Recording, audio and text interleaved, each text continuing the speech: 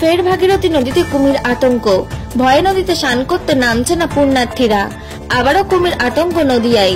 ভাগীরথী নদীতে বিশাল আকৃতির কুমির দেখা দেওয়ায় আবারও নতুন করে চাঞ্চল্য ছড়ালো নদিয়ার নবদ্বীপে। নবদ্বীপ ভাগীরথী নদী রানীঘাটের ঘটনা। জানা যায়, পুণ্যার্থীরা যখন স্নান করছিল তখনই এই বিশাল আকৃতি কুমির দেখতে পায় তারা। এরপর নদী তীরবর্তী এলাকা জুড়ে ছড়িয়ে পড়ে আতঙ্ক। জানা যায়, ইতিমধ্যে খবর দেওয়া হয়েছে বন দপ্তরকে। সম্প্রতি বেশ কয়েকবার নদিয়ার ভাগীরথী নদীতে একইভাবে কুমির দেখা দেওয়ায় ছড়িয়েছিল আতঙ্ক।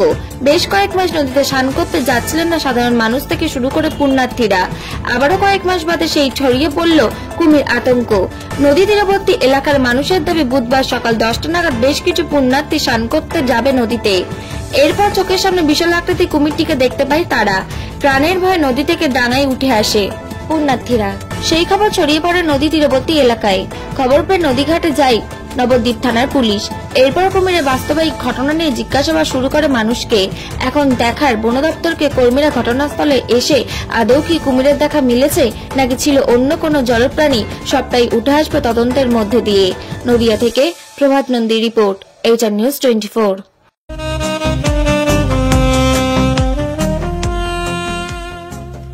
সর্বস্তরের ক্রেতা বন্ধুদের শুভ কামনায় বাবা লোকনাথ বাইক পয়েন্ট। আমাদের এখানে যে কোনো কোম্পানির বাইক ক্রয় এবং বিক্রয় করা হয়।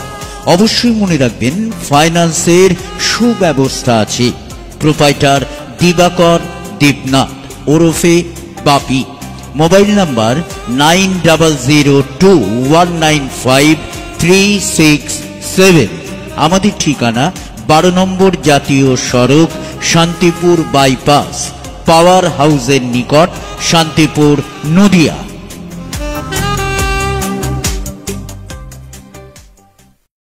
দাদা, এখানে সকালে কি দেখা গেছিল? কি এই সকালে এই ঘাটের ধারে একটা কুমির এসেছিল।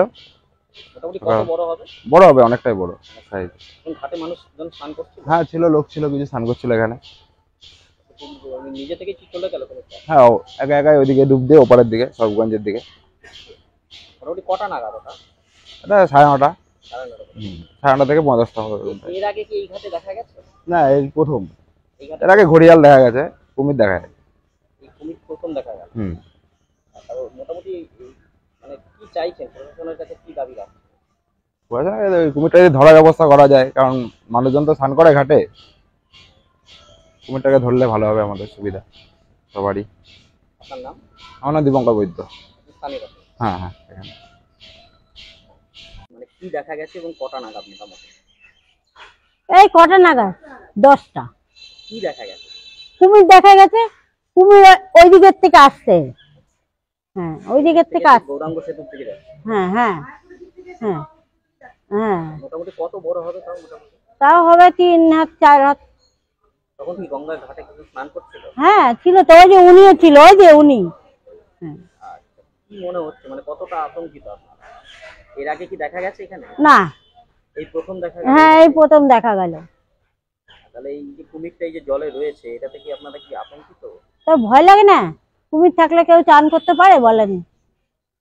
প্রশাসনের কাছে কি দাবি রাখবে? প্রশাসনের কাছে কি দাবি রাখবে? কুমিরটা যাতে ধরা যায় সেটা, তাহলে সবাই আতঙ্কিত, ভয় থাকবে না কেউ। এখানে তো স্থানীয় ছাড়াও তো বহু দূর দূরান্ত থেকে দর্শনার্থীরাও স্নান করতে আসে, তারা তো জানবে না। এখানে তো একটা বিপদের আশঙ্কা। হ্যাঁ হ্যাঁ হ্যাঁ। আপনার নাম? মীরা রায়। মীরা রায়। এটা কোন জায়গা? হ্যাঁ, এটা কোন ঘাট? এটা রানীর ঘাট, রানী রাসমণির ঘাট।